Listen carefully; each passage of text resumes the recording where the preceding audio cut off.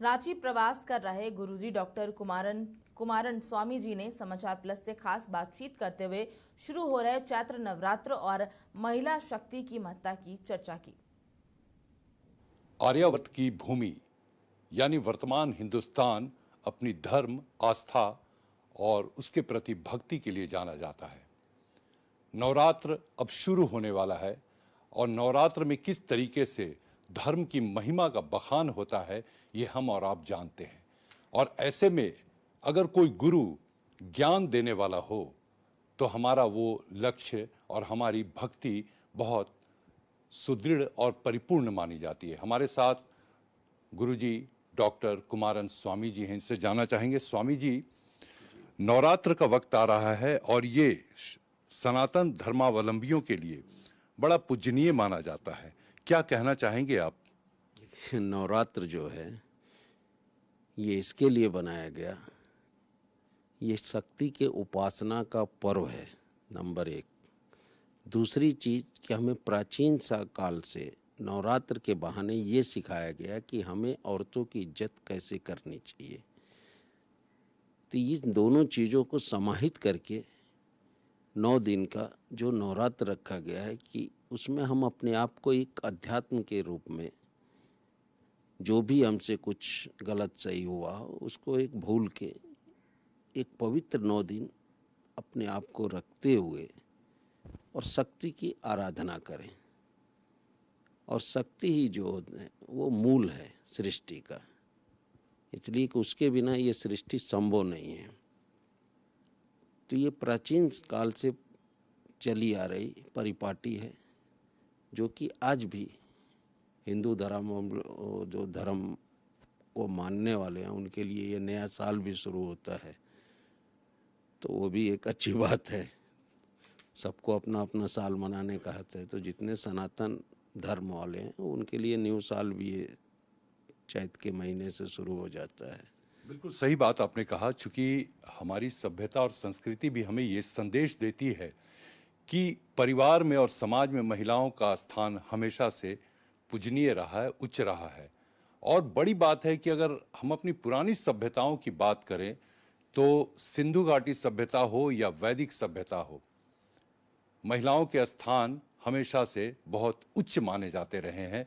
मैं स्वामी जी से जानना चाहूँगा कि धर्म और धर्म की आस्था को लेकर चर्चा होती है, लेकिन आखिर क्या वजह है कि इंसानियत को भूलकर लोग धर्म के प्रति संकीर्ण होते जाते हैं? स्वामी जी, आपसे सवाल।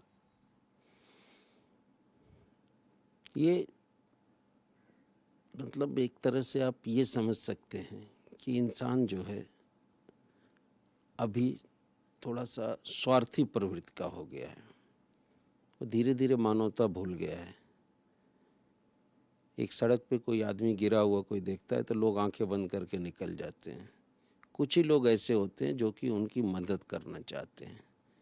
तो नवरात्र में इसी बहाने एक बहुत ही अच्छा मंत्र है, या देवी सर्वभूतेषु शक्ति रूपेण संस्थिता नमस्तस्ते नमस्तस्ते नमस्तस्ते नमो नमः। मतलब हम उस शक्ति की उपासना करते हैं जो हमारे अंदर के सारे विकार को नष्ट कर देती है।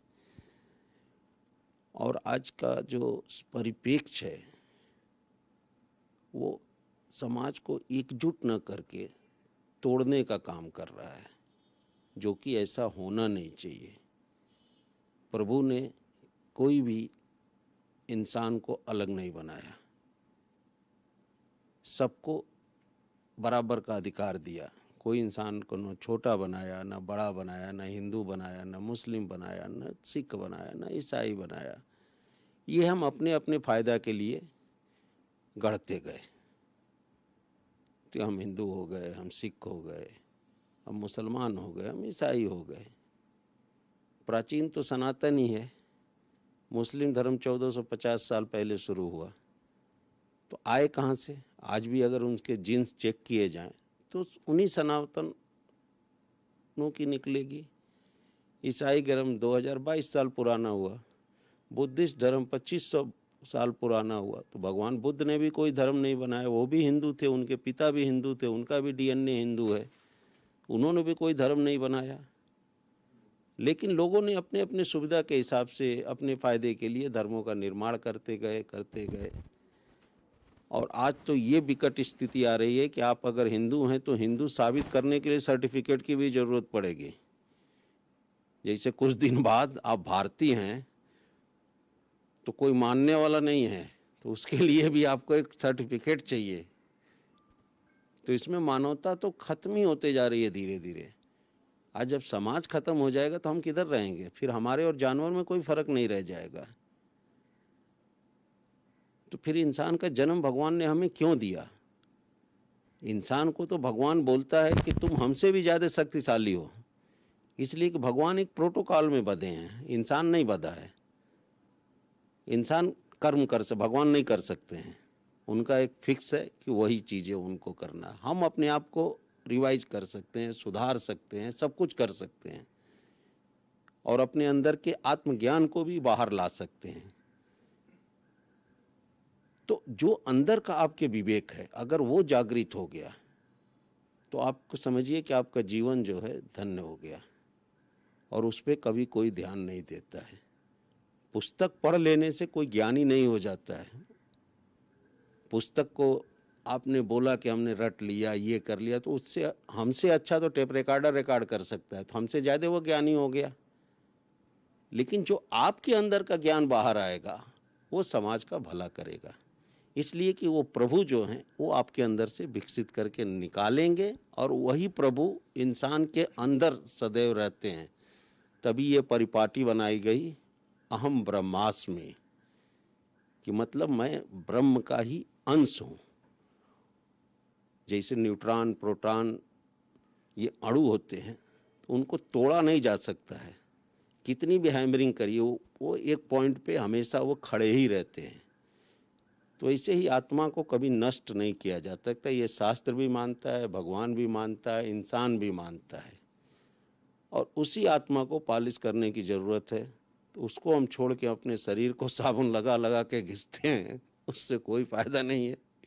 शरीर को स्वच्छ रखिए, अच्छी बात है, लेकिन आत्मा के प्रकाश को आप उजागर करिए और दूसरों के बातों में ना है। दूसरा बोल रहा है लाइट जल रही है, आप मत मानिए, आप खुद जाइए वहाँ जाके अनुभव करिए, हाथ लगा के अनुभव करिए कि गर्मी निकल रही है ना, तो आप विश्वास करिए हाँ ये प्रकाश है, लाइट जल रही है।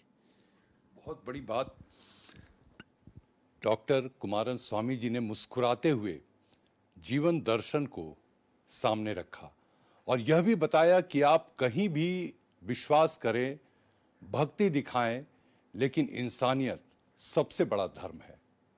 कैमरा पर्सन नवल के साथ ब्रजेश राय, समाचार प्लस, रांची। समाचार प्लस, खबर वही जो हमने कही।